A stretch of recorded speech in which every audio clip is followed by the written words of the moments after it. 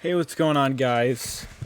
Combine is over. It was a good 4 days. We got some pretty good athletes in this draft.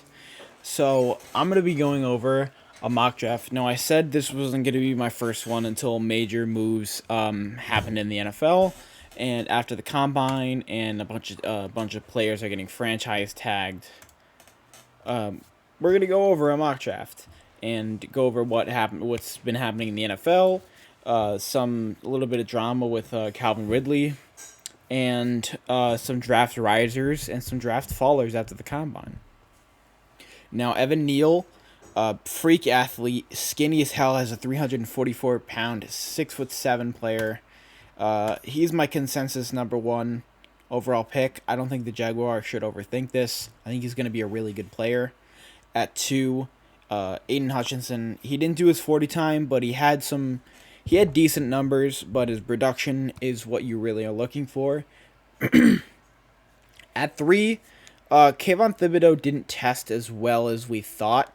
Other guys tested a lot better, like, for example, Trayvon Walker, who I think is a lock top 10 pick after the combine. Didn't test as well, so it's interesting to see where he falls now, because I do now think that he might fall out of the top couple of picks. But at three, Kyle Hamilton tested extremely well.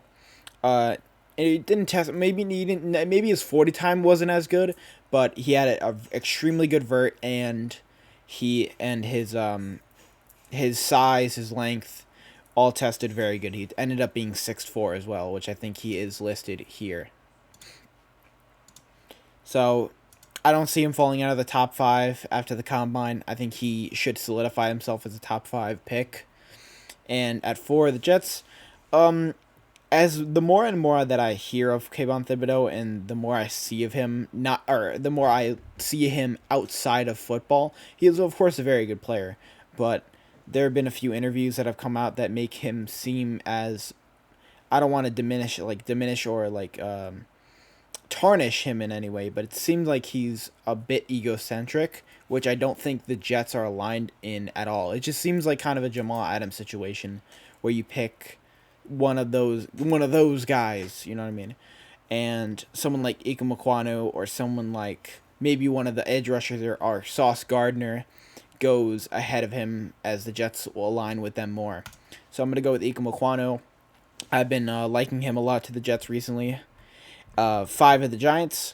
Now, it depends where the Giants want to go first. They could go Thibodeau, or they could go Charles Cross, whichever one they want. I think that they're inclined to go for Thibodeau. I don't know how far he falls, and I don't know if any of these other guys are going to jump ahead of him. The Panthers at six, I see them going with Charles Cross or a trade down candidate. If one of these guys wanted to get an edge rusher, and this is probably one of the best edge rusher classes I've seen in such a long time. I mean, Aiden Hutchinson, Thibodeau, Trayvon Walker, Jermaine Johnson, David Njoku, George Karlaftis, and you got really good depth in here. Just a little thing, or just a little ramble about that. I really like this edge class. Seven, the Giants back up, and for them, this is kind of a BPA, whichever one you want to go with. If you want to go with cornerback, if you think that James Bradbury is not going to stick around for that long, you kind of open up a hole at cornerback, or you could go with offensive tackle, and you could try to rebuild. So it's an interesting scenario with the Giants here. I think they could I think they could possibly trade down, but if you have a chance to double up on edge here, you probably should. So I actually don't know what defense they're gonna run, but there's just too many good edge rushers in this draft, and if you can double dip, hey. The Falcons at eight. I'm looking at this. If you want to have two complete lockdown cornerbacks with AJ Terrell and Sauce Gardner, what's not to like? I think edge rusher is a big. I still think that edge rusher is a big need here. You got Jermaine Johnson, you got David Njoku, because they cut Dante Fowler. But if you want to get another cornerback aligned with AJ Terrell, you could do that. The Broncos, there are plenty of edge rushers on the board. Jermaine Johnson, in my opinion, is just more polished than David Njoku right now. But Njoku is still a freak athlete and has a lot of potential. Jets back up. this is if you don't pick edge at 4, you have a good amount of options. You can pick Stingley, you could pick a receiver, and in my opinion, you should probably go with Garrett Wilson. He ran a 4.39 at the combine, and he tested really well. And guys like Traylon Burks just didn't test as well. He officially a 4.55 at the combine. Interesting to see. There have been rumors that the Jets do like him as a prospect, and they have him ranked at number 1 on their list. But I'm gonna go with David Njoku out of Michigan.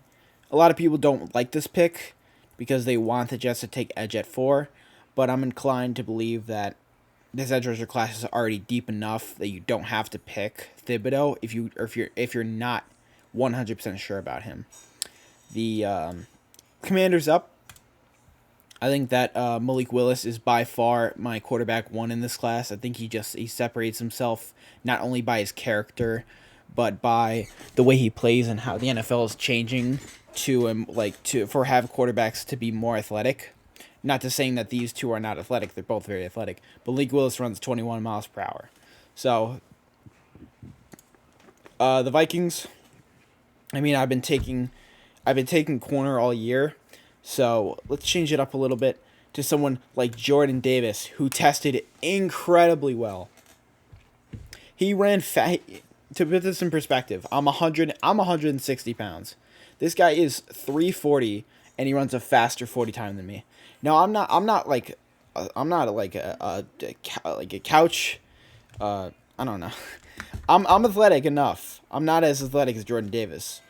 Just to put that in perspective. He's an incredible athlete. Probably one of the best combines. Is even comparable to Aaron Donald. Almost. The Browns, the receiver, Garrett Wilson. I just believe that they should take receiver.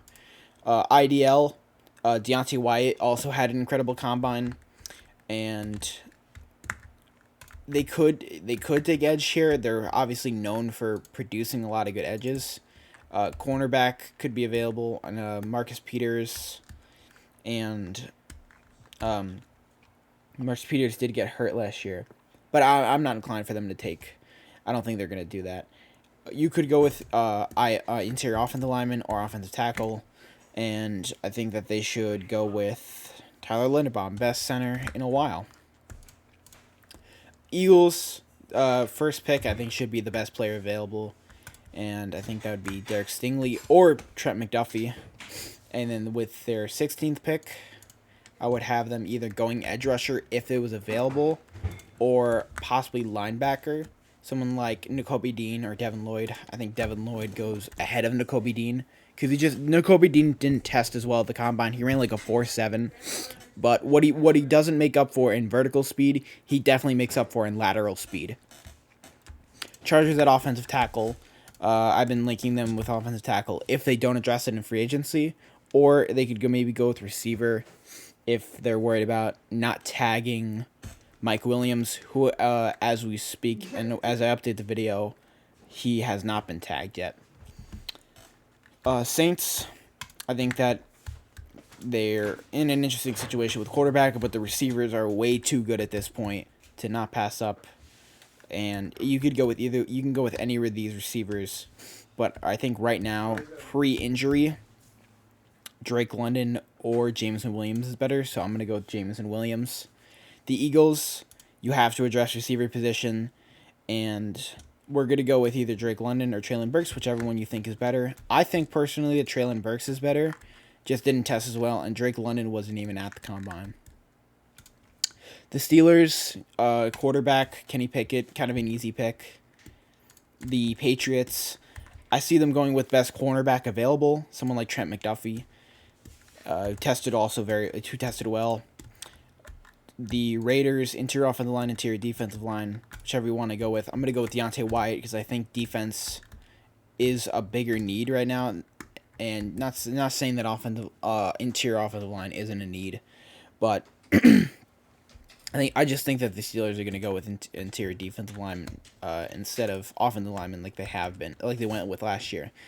Cardinals cornerback, best cornerback available, Andre Booth Jr. The Cowboys, this is an edge rusher or possibly interior defensive lineman. And if they don't tag Schultz, they could go with tight end, but I don't think that's going to happen. Or they go with interior offensive lineman. I think that they probably should go with interior offensive lineman. It's a bit of a weaker position. It's starting to become a weaker position other than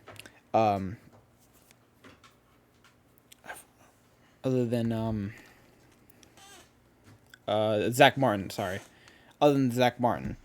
So you could go with someone like Zion Johnson, and when he's versatile, he's played tackle, played guard. The Bills are up. Bills should go with the best receiver here. Now, is Drake London a fit there? Probably not. And are the cornerbacks available better? I mean, I like Roger McCreary. Or they could go with edge, but they went with edge last year. So I think that they probably do go with receiver because Cole Beasley is likely to get traded. And I think that for their offense, Chris Olave, who tested extremely well, he ran an unofficial 4.26 before he got changed to a 4.29, a 4.39, which I thought was more of his speed. Still did very well, and he's a really good route runner, who I think now does go in the first round. Titans, I've been watching linebacker for them. I really think that linebacker is what they need. Receiver, I'm going with receiver for the Buccaneers. I think that it makes more sense. Someone like Christian Watson, who tested insanely well at he's 6'4". It listed 6'5", but he was 6'4", and he ran an unofficial 4.28, which is insane. And I think he definitely could sneak into the first round. But if you want to have another Mike Evans on the Bucs, you could draft Drake London. I think he's a better prospect. The Packers, you're probably going to lose to Darius Smith, and I think you're going to go with edge rusher here. The Dolphins, this is another receiver. And I think that for this pick, they already got their speedy separator, so why don't you get a big jump ball guy who's also extremely fast. And I think that Christian Watson does have a good chance to fall maybe in the late first round. The Chiefs, I think this is also a receiver. The next best option is Jahan Dotson, who ran a 4.41, I'm pretty sure. The Bengals, this is best offensive lineman available. Bernard Raymond, I think right now is the best tackle. Or you could go with Kenyon Green. But I think that tackle, they're more inclined to go with tackle. I've been saying that mainly all year. And then for the Lions, this is kind of a BPA situation. And you got a lot of safeties on the board. You can go with Jahan Brisker, Jackson Hill, or Jalen Petrie. Or you could go with one of the IDLs. I don't think Matt Corral in this mock draft. We did leave him out of the first round, but hey, let's sneak him in there. Let's just say that the Lions go with quarterback. They have a quarterback competition. Make it a little interesting. So that's going to be the video.